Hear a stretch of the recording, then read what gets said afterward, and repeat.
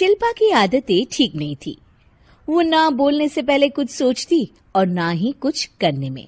उसकी इस आदत से सभी परेशान रहते। बहन, घर पर मेहमान आए हैं और शक्कर खत्म है, थोड़ी शक्कर दे दो, मैं बाजार जाऊंगी तो ले आऊंगी। अरे शिखा बहन, तुम तो माफी करे, जब देखो तुम्हारे घर में कुछ न कुछ खत्म ही रहता है। अरे शिल्पा, चिल्ला क्यों रही हो? कहा ना घर में मेहमान बैठे हैं, सुन लेंगे। सुन लेंगे तो सुन ले, तुम लोगों की मांगने वाली आदत तो बंद होगी। अच्छा शिल्पा, ना दो शक्कर, लेकिन बात तो अच्छे से करो। एक कटोरी शक्कर के लिए तुमने मेरी बड़ी बेइज्जती कर दी। शिल्पा बड़बड़ाते अंदर चली जाती है तो शिखा भी घर चली जाती है। माँ, क्या हुआ? अरे कुछ नहीं बेटा, पता नहीं कहां कहां से ऐसे पड़ोसी आ जाते हैं, जब देखो तब कुछ न कुछ मांगने के लिए घंटी बजाते हैं। अब घंटी बजे तो दरवाजा ना खोलना। पता नहीं माँ की ये आदत कैसे बदलेगी, किसी को कुछ भी बोल देती है, बोलने से पहले सोचती भी नहीं।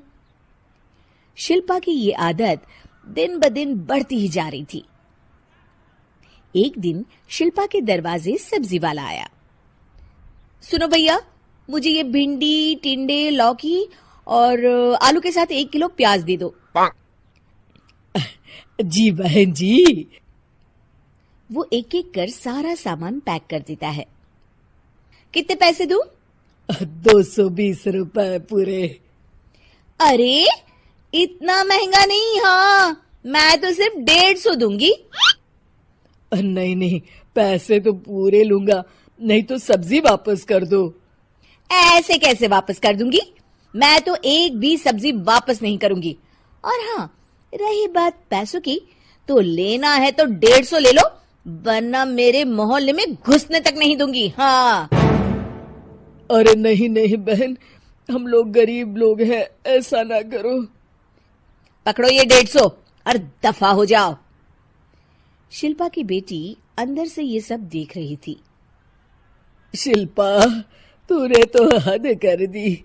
बेचारा गरीब आदमी, उसका तो गुजारा ही इसी से होता है। बोलने से पहले सोचा कर बेटा। माँ, आप चुप रहो, घर चलाना बच्चों का खेल नहीं। और वैसे भी इतनी महंगी सब्जी थोड़ी ना होती है। आपको तो सिर्फ खाने से मतलब है, लेकिन मुझे तो सब सोचना पड़ता है ना। शिल्पा की सास ये बात सुनकर दुखी हो जाती हैं। शिल्पा की बेटी शिल्पा की ये सारी बातें सुन रही होती है। शिल्पा की बेटी एक दिन माँ से कहती है, माँ, ओ माँ, जरा यहाँ तो आना। ओहो, क्या हुआ? क्यों चिल्ला रही हो ऐसे बेटा? हुआ क्या? ये देखिए मेरी स्कूल की ड्रेस कितनी गंदी हो गई है, इसे कौन धोएगा? लेकिन ये तो साफ है बेटा, मैंने अपने हाथ से खुद साफ किया है। माँ, ये ड्रेस इतनी गंदी है कि मैं इसे पहन ही नहीं सकती। चलो, मुझे बाजार से नई दिलाओ। शिल्पा दुखी हो जाती है और वहां से चली जाती है कि तभी सामने उसकी सास मिल जाती है। शिल्पा, अरे ओ शिल्पा, ये क्या सब्जी बनाई है? ऐसे भी कोई सब्जी बनाता है? शिल्पा सास की इस हरकत से सख्ते में आ जाती है। अरे माँ को तो मैं जो बना दूं उन्हें वो पसंद आ जाता था, फिर आज वो ऐसा व्यवहार क्यों कर रही हैं? शिल्पा कुछ समझ पाती कि थोड़ी ही देर में उसका पति आ जाता है। अरे शिल्पा, ये क्या है? क्या हुआ आपको? ये मेरी अलमारी पूरी अस्त व्यस्त है, तुमसे कोई काम नहीं होता है।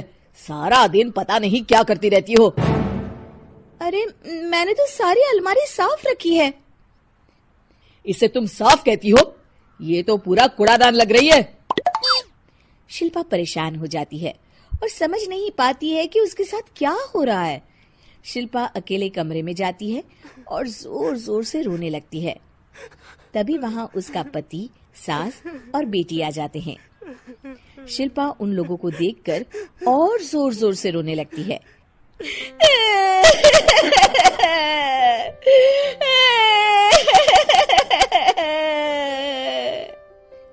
कि तभी उसकी सास उससे कहती है, क्या हुआ?